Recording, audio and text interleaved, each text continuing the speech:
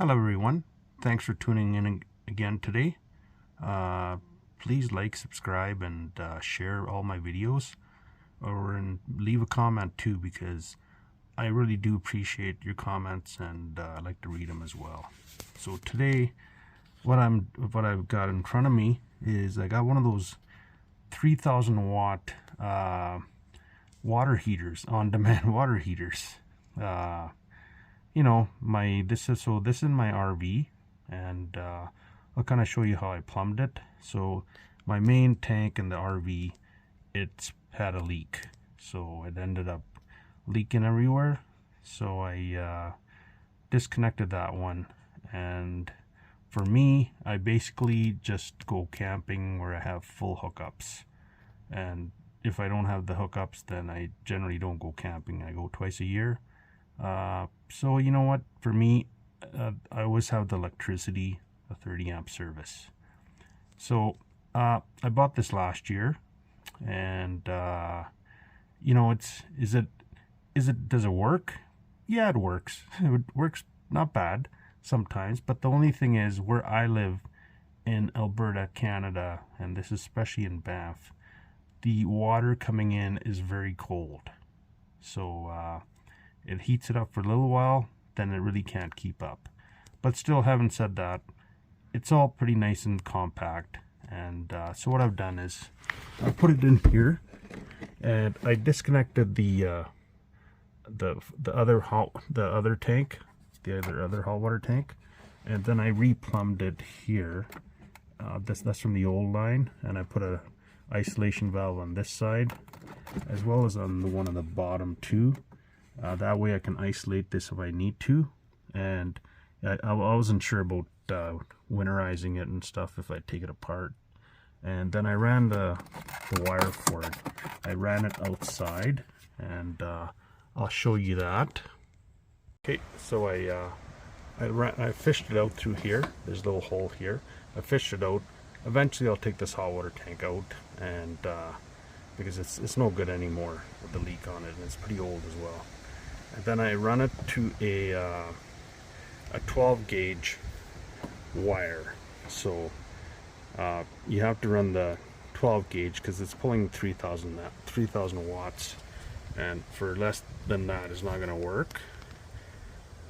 And also, like when I did it last year, I tried to plug it into the 15 amp circuit, and the breaker would always be going off.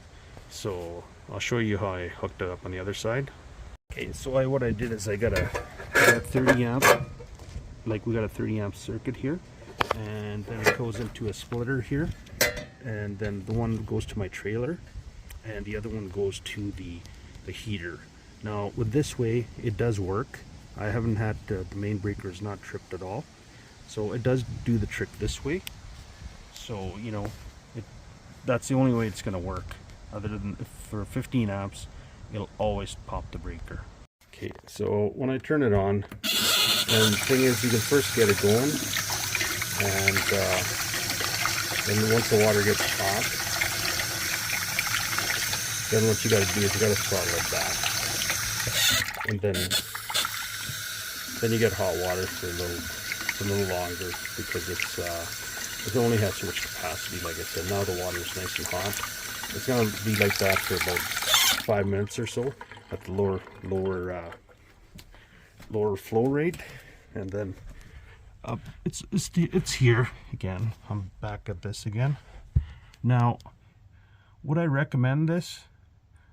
I think if you got full hookups, you don't need a lot of hot water, especially up in Canada. That's fine. I think this thing would work much better in most other climates, where the water coming in is warmer than the water we have here. The water we have from the tap is basically ice cold. So now it's the E1 is coming, because it's saying it's warm. I'm just gonna turn it on.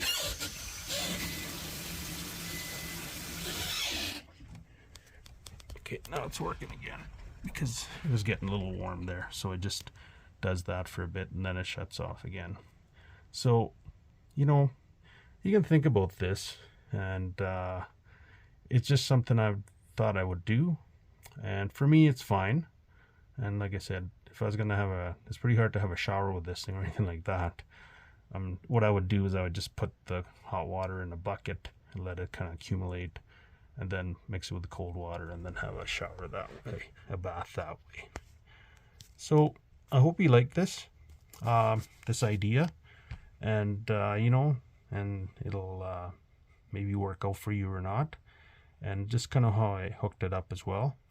So please like, subscribe, and comment, and share all this. I would love to hear your comments, see what you guys think.